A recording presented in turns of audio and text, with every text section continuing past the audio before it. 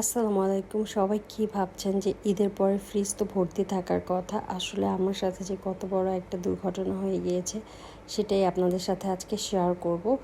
তো ঈদের ছুটিতে যেহেতু বাড়ি গিয়েছিলাম সব কিছুই ঠিক ছিল আলহামদুলিল্লাহ, বাট যখন ব্যাক করি তখন বাসায় এসে আসলে মাথায় আকাশ ভেঙে পড়লো। আর আর আমার মতো আসলে এরকম ভুল যেন আর কেউ না করে, এজন্যই আসলে ভিডিওটা করা। আর এই বক্সগুলো কিন্তু সম্পূর্ণই খাবারে ভর্তি ছিল, বাট আমার সবগুলো খাবারই ফেলে দিতে হয়েছে।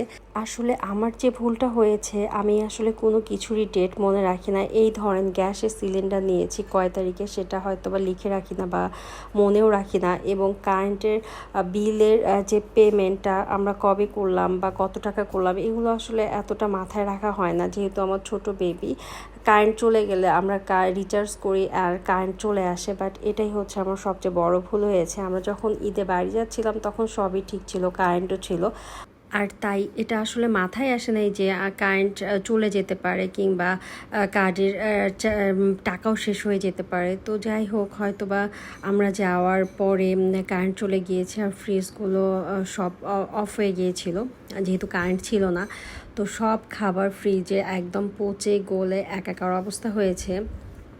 এবং আমরা যখন বাসায় ইন করি তখন আসলে এত বাজে একটা গন্ধ ছিল, তখনই বোঝার আর বাকি ছিল না যে ফ্রিজে খাবার সব পচে গিয়েছে। আর খুব ভয়ও পেয়েছিলাম, যে মনে হয়েছিল যে আসলে ফ্রিজগুলো মনে হয় ফেলেই দিতে হবে, কারণ আমি এর আগে অনেক শুনেছি যে এরকম খাবার পচে যাওয়ার পর আসলে ওই ফ্রিজে খাবার রাখলে খাবার গন্ধ হয়, আর সেই ফ্রিজে যে কোনো খাবার রাখলেই সেটা একটা পচা গন্ধ চলে আসে আর খাওয়া যায় না, ফ্রিজ চেঞ্জ করতে হয়। তো আলহামদুলিল্লাহ আমার এরকম কোনো কিছু হয়নি, আর সেটাও আমি আপনাদের সাথে আজকে শেয়ার করব। আমি আসলে আগে থেকে ফ্রিজে যখনই কোনো খাবার রাখতাম সেটা অবশ্যই বক্সিং করে রাখতাম কিংবা জিপার ব্যাগে করে রাখতাম। তো এটার ফলে যেটা হয়েছে যে খাবারগুলো সব বক্সের ভিতরেই পচে গিয়েছিল, মানে ফ্রিজের মধ্যে কোনো গন্ধ যায়নি, আর যার ফলে হচ্ছে আমার ফ্রিজটা কিন্তু গন্ধ হয়নি।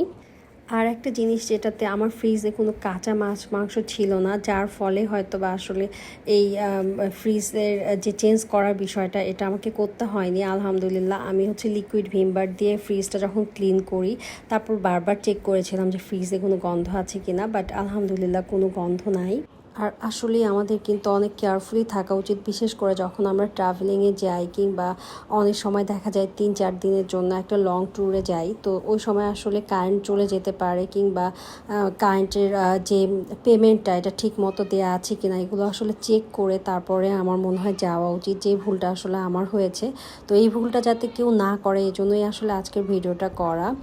আমি তো এরকমও শুনেছিলাম যে ফ্রিজ একদম পোকা পর্যন্ত হয়ে যায়, বাট আলহামদুলিল্লাহ আমার যেহেতু কাঁচা মাছ মাংস ছিল না আর সব কিছু জিপারে এয়ারটাইট করা ছিল, এয়ারটাইট বক্সে ছিল, যার কারণে আসলে গন্ধটা ছড়াতে পারেনি।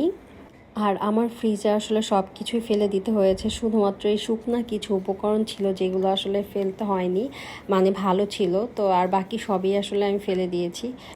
এই তো ভিডিওটা ভালো লাগলে অবশ্যই লাইক শেয়ার দিবেন। Thank you for watching. আসসালামু আলাইকুম।